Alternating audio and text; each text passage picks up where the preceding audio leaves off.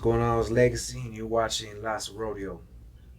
A feeling that you can't describe, but you can feel it on a daily basis from when you wake up to when you go to sleep.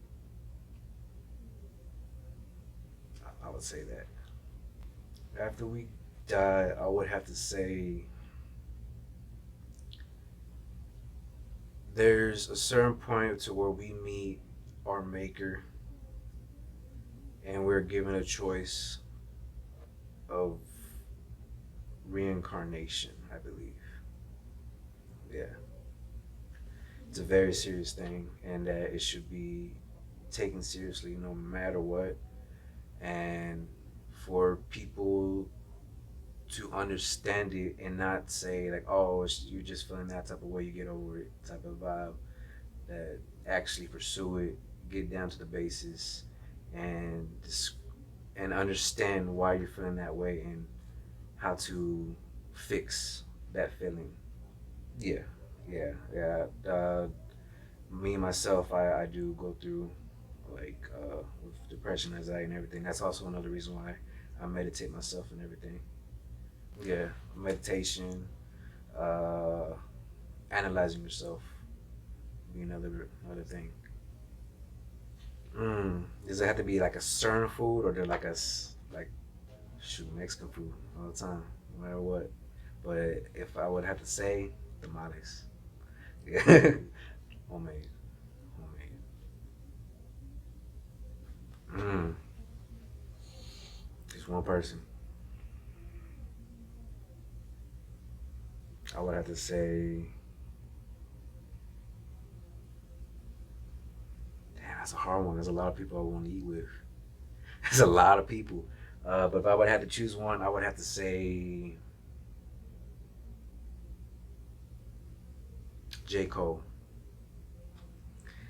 I would want to dissect his mind, like just have a good ass convo, because he's like such a conscious rapper, and I just feel like the way he thinks is just on another level, and I would want to learn how to get to that level. I got two tattoos. The one on the right is a Grim Reaper with a clock on top, my grandfather's name, the day he died. This represents death. This represents the afterlife. On this side, I have a quote he told me, which is Dollar Shine. There's me visiting his grave. There's a stairway to heaven with an angel representing him climbing it. So basically, it's like death and life and how it connects. And I want to soon add on to it.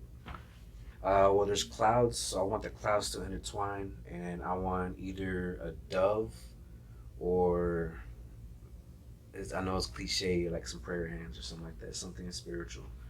Just spiritual. I used to be religious, but I soon got into a path to where I, I don't really believe in religion, but I do believe that there's a God and that we're spiritual beings living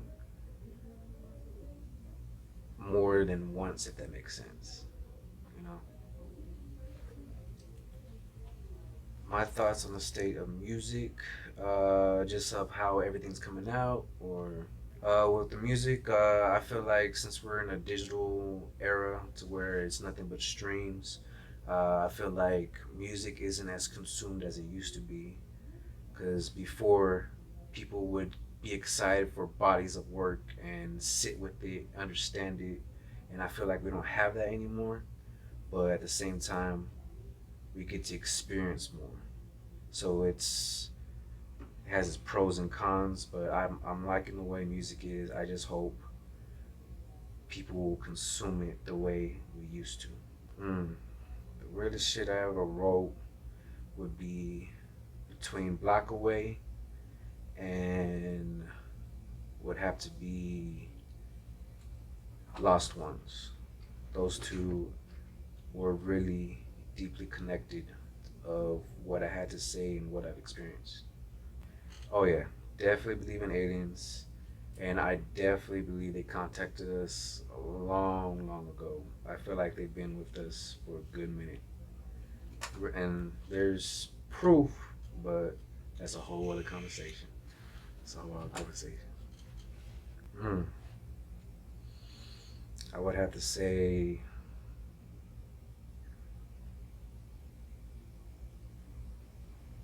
machete, uh, zip ties, and a water purifier. Machete will help me uh, with the resources to cooking, etc. Zip ties, because it'll help me build my home out of whatever I find. Yeah. Mm. Damn, I like a lot of shows. I would have to say Snowfall. Snowfall recently, because that show is real good. Our character would definitely be Franklin. I like the way he moves, the way he thinks, and how he thinks a step ahead before he does anything. Eyes, definitely eyes, eyes, and their vibe, eyes and vibe, most definitely. I feel like we're emotional creatures, so and also spiritual creatures, so you can feel the energy before anything. And I feel like the eyes is also a window towards a person's soul, I guess you could say.